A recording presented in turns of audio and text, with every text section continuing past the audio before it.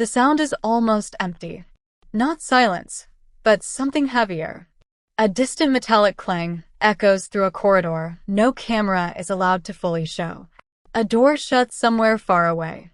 Then another. And then a voice, low, controlled, carefully measured.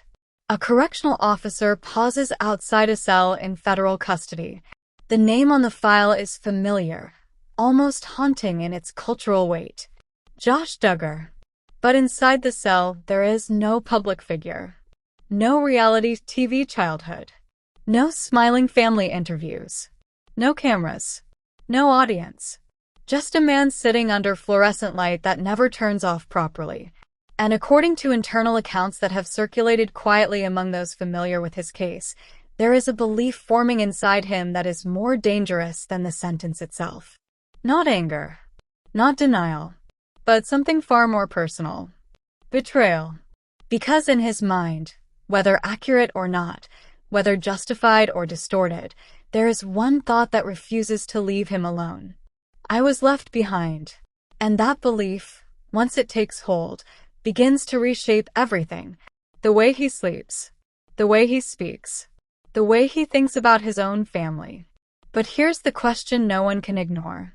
How does a man born into one of the most publicly unified families in America end up feeling completely abandoned by them? And what really happened behind closed doors after everything collapsed? Because this story is not just about one man in prison. It's about a family that built an image of unity. And what happens when that image begins to crack? The Duggar family was once seen as something rare in modern American culture. A tightly controlled household. Strong religious identity. A public image built on discipline, structure, and unwavering unity. They weren't just a family. They were a brand. A televised symbol of faith and order. But over time, that image began to fracture. First quietly, then publicly, and eventually, irreversibly. At the center of the collapse stood Josh Duggar, the eldest son, once positioned as a future leader within the family narrative. But as allegations surfaced, then investigations, then legal consequences, the foundation of that carefully constructed world began to crack in ways no one could control. And while the public saw courtrooms, headlines, and sentencing, something far more private was unfolding behind the scenes. Family communication reportedly reduced. Visits became limited or complicated. Statements became carefully worded, or absent entirely. And in that silence, something psychological began to grow. Because isolation does not always begin with physical separation. Sometimes it begins with unanswered messages, unreturned calls, and the slow disappearance of familiar voices. And according to those familiar with prison dynamics, that is where the mind starts to shift. Not in explosions, but in silence. To understand the emotional weight of what Josh Duggar is reportedly experiencing, you have to go back, not just to the legal timeline, but to the environment that shaped him. The Duggar household was never ordinary. Large family structure, strict behavioral expectations, deeply embedded religious doctrine influencing daily life decisions. Public exposure through reality television added another layer, turning private life into public identity. For Josh, as the eldest child, expectations were amplified. Leadership, responsibility, representation. But with visibility comes pressure. And with pressure comes distortion. People who grow up under constant expectation often develop a split identity. The version they present to the world, and the version they carry internally. For years, that tension remained hidden. Until it didn't. When early scandals emerged, the family faced a crisis that was not just legal or reputational, but emotional. And families under extreme public scrutiny often respond in predictable patterns. Protection, silence, internal restructuring, and selective communication. But something changes when the person at the center of the crisis becomes physically removed from the family system. Because prison does not just restrict movement. It alters hierarchy. It reshapes communication. And it forces every relationship to either stabilize or collapse under distance. In Josh Duggar's case, What reportedly developed over time was not a sudden break, but a gradual emotional disconnection. Not necessarily intentional, but perceptible. Calls that became less frequent. Messages that became more formal. Family presence that became conditional on circumstances. And for someone in confinement, perception becomes reality. There is no public correction mechanism inside a cell. Only memory. And interpretation. And long hours to revisit every conversation that ever mattered.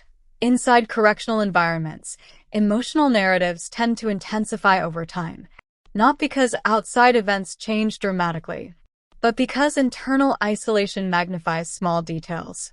A delayed response becomes rejection. A short letter becomes distance. A missed visit becomes abandonment. And when that pattern repeats long enough, a belief begins to form. That belief, whether accurate or not, becomes emotionally real to the person experiencing it. In Josh Duggar's case, that belief reportedly centers on a single emotional conclusion, that his family has moved on without him. But here's where the story becomes more complex. Because families under public scrutiny often behave differently than outsiders expect. They manage reputation. They manage pressure. They manage survival of the larger unit. And sometimes, individual emotional support becomes secondary to collective stability, which raises a painful question. When does protection of a family image begin to feel like abandonment to the person on the outside? And is that perception always accurate?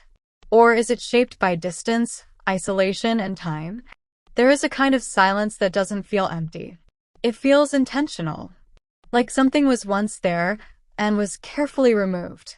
Inside the Duggar family orbit, where public faith, structure, and unity were once constantly projected, something began to change after Josh Duggar's legal downfall. Not loudly, not publicly, but in ways that only become visible when you look at what is missing. Phone calls that used to be routine became rare. Letters that once carried warmth became carefully structured. Visits, once a symbol of loyalty, became complicated events requiring planning, boundaries, and emotional distance. And in that distance, a psychological shift began to form inside confinement. Because when communication changes, interpretation fills the gap. And interpretation is not always accurate, but it is always powerful. Especially when you are alone long enough to believe it. After the sentencing and public collapse of reputation, the Duggar family entered a phase that many high-profile families experience, but rarely discuss openly. A phase of controlled communication, where every interaction is weighed, every message is filtered, every public statement is carefully neutral, not necessarily out of rejection, but out of survival. When a family becomes publicly scrutinized at that level, silence is often used as protection, not just of image, but of remaining relationships. But inside a prison environment, silence is never neutral. It always means something. And that is where the emotional distortion begins. Because the mind in isolation does not experience silence as absence. It experiences it as message. And that message, repeated over time, becomes belief. The Duggar family was never just a household. It was a tightly structured system of roles, expectations, and public identity. Every member had a place. Every action reflected on the collective image. Every crisis became a test of unity. But systems like this behave differently when one member becomes isolated from the rest. They don't immediately break. They reorganize. And often, that reorganization involves emotional distance. Not necessarily rejection, but recalibration. Sources close to the broader Duggar circle have suggested that after Josh Duggar's incarceration, interactions became increasingly formalized. Conversations, when they occurred, were reportedly careful, measured, and often brief, not because of lack of care, but because emotional intensity becomes difficult to sustain under public pressure. And when families are under that kind of scrutiny, something subtle begins to happen. They begin to separate support from visibility. And that separation changes everything. Because support becomes conditional. And conditional support, feels different on the receiving end. Inside federal custody, time behaves differently. Days are structured, but emotionally undefined. There are routines, but little variation in human connection. And in that environment, perception becomes sharpened.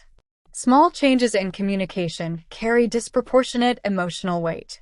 A delayed response is no longer just delay. It becomes interpretation. A short message is no longer neutral. It becomes emotional signal. And over time, a narrative begins to form inside the mind. They are moving on without me. Whether or not that narrative is objectively accurate is less important than the fact that it feels real to the person experiencing it. And once something feels real long enough, it begins to shape behavior. Thought patterns shift. Trust recalibrates. Emotional reliance moves inward rather than outward. And slowly, relationships outside begin to feel distant, even if they are still present.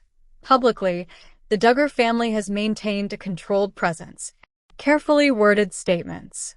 Selective engagement. Minimal public emotional exposure. But silence in public does not always reflect silence in private. Behind closed doors, communication patterns often continue, but in reduced intensity. Short updates. Structured conversations. Boundaries that did not exist before. And this is where emotional conflict deepens. Because to the outside world, it looks like distance. But to the family, it may feel like necessary protection. And both perspectives can exist at the same time, which is what makes this situation psychologically complex. Because there is no single truth that resolves both experiences. Only interpretation from different positions. Inside confinement, emotional memory becomes amplified. Not because it changes, but because it is replayed repeatedly. Every conversation is revisited. Every interaction is analyzed. Every shift in tone becomes meaningful. And in that environment, emotional conclusions begin to harden. What might have been a practical communication adjustment on the outside can become perceived abandonment on the inside. And once that interpretation sets in, it begins to influence everything. The tone of responses, the emotional framing of past events, the internal narrative of family identity. Because the question slowly changes from, "What is happening?" to, "What does this mean about me?" And that shift is where emotional fracture begins. At some point in this process, a single thought becomes central. Not spoken publicly, not confirmed, but internally repeated. If they still cared the same way, would this feel like this? And that question does something powerful to the mind. It removes neutrality. It forces interpretation. And it creates emotional certainty out of uncertainty. But certainty is not always truth. Sometimes it is just the mind trying to stabilize confusion. And in situations like this, that stabilization can lead to emotional isolation, even within existing relationships. Because once you believe distance is intentional, every interaction begins to confirm that belief. Inside a federal prison, there are no mirrors for the mind. Only repetition. Same walls. Same footsteps. Same sound of doors locking and unlocking like a mechanical heartbeat that never changes its rhythm. And for Josh Duggar, according to the emotional narrative that has surrounded his incarceration, this is where something begins to shift. Not physically, but internally. Because when external stimulation disappears, the mind does something unexpected. It turns inward. And what it finds there is not always stable. Not always accurate. But always powerful. Memories begin to replay like footage with no stop button. Conversations become reinterpreted. Faces become sharper in memory than they ever were in reality. And silence becomes louder than anything else. But the most dangerous part is not the silence itself. It is what the mind decides it means. And in this environment, meaning becomes everything. Psychologists who study long-term isolation often describe a consistent pattern. The human mind does not tolerate emotional emptiness for long periods. It fills gaps. It builds narratives. It constructs explanations even when none are confirmed. And once those explanations stabilize, they begin to feel like truth. In Josh Duggar's situation, the emotional narrative that has circulated in public commentary suggests one central theme: a perceived emotional distance from family following incarceration. Whether that perception is fully accurate or partially distorted is less important in psychological terms than the fact that it exists inside the mind of the person experiencing it. Because perception, when unchallenged by new social input, becomes reality. And inside prison, social input is limited, controlled, delayed, and often emotionally filtered, which creates the perfect environment for internal narrative escalation point. One of the first psychological shifts in prolonged isolation is what researchers call memory reprocessing. This is where past events are not just remembered, but reevaluated. A conversation that once felt neutral begins to feel distant. A family interaction that once felt supportive begins to feel conditional. A moment of disagreement becomes symbolic of deeper rejection. And this process is not intentional. It is automatic. The brain, lacking new emotional experiences, starts recycling old ones. And every cycle adds emotional weight. In Josh Duggar's imagined internal experience, this would mean revisiting family moments repeatedly. A conversation that ended too quickly. A tone that felt slightly different. A pause that now feels significant in hindsight. Not because those details were originally important, but because isolation makes them important now. And slowly, the emotional narrative shifts. From, I am connected to my family, to, I am being emotionally distanced. And once that shift happens, it begins to color every new interaction. Prison does not create thoughts. It amplifies them. There is no distraction strong enough to fully interrupt internal dialogue for long periods of time. No casual social correction. No spontaneous emotional reassurance. Only structure, routine, and long gaps of internal space. In that environment, emotional interpretation becomes self-sustaining. A delayed letter is no longer just logistics. It becomes emotional evidence. A short visit becomes emotionally loaded. A neutral tone becomes uncertain. And over time, the mind begins to construct a consistent narrative. If things were normal, this wouldn't feel like this. But what the mind fails to account for is context. Outside pressures, legal constraints, emotional fatigue, public scrutiny, all of which influence communication in ways that are not personal, but structural. Yet inside isolation, everything becomes personal, because there is no external correction. Only internal logic loops. Outside prison, families under public pressure often operate under survival logic. They choose words carefully. They limit exposure. They reduce emotional volatility in communication. Not because of lack of care, but because every interaction exists under scrutiny. But inside confinement, that same behavior is interpreted differently. Distance becomes meaning. Silence becomes message. And restraint becomes emotional withdrawal. This is where psychological divergence begins. Two realities form simultaneously. One rooted in external circumstance. One rooted in internal experience. And both feel true to the people living them. For Josh Duggar, the internal narrative reportedly centers on a feeling of separation. Not necessarily total abandonment, but emotional distancing. And once that belief stabilizes, it begins to influence how every interaction is perceived moving forward. Because the mind stops asking, what is happening? And starts asking, what does this confirm? There is a moment in long-term isolation when perception begins to feel unreliable. Not because reality changes, but because emotional processing becomes overloaded. A message arrives, but feels too short. A visit happens, but feels too controlled. A conversation occurs, but feels too structured. And the emotional interpretation begins to dominate the factual content. This is where internal psychological strain intensifies. Because once interpretation overrides observation, the mind becomes its own feedback loop. It no longer receives correction, only reinforcement. And in that loop, Emotional certainty begins to replace uncertainty, even if that certainty is built on incomplete information. At the deepest point of this psychological spiral, a single question tends to emerge repeatedly. Not spoken aloud, not documented, but internally persistent. If I were still fully part of them, would it feel like this? And that question is dangerous in isolation, because it does not seek facts. It seeks emotional validation. And emotional validation is shaped by feeling, not accuracy. So every perceived distance becomes confirmation. Every delay becomes reinforcement. Every silence becomes meaning. Until eventually, the emotional narrative becomes fixed.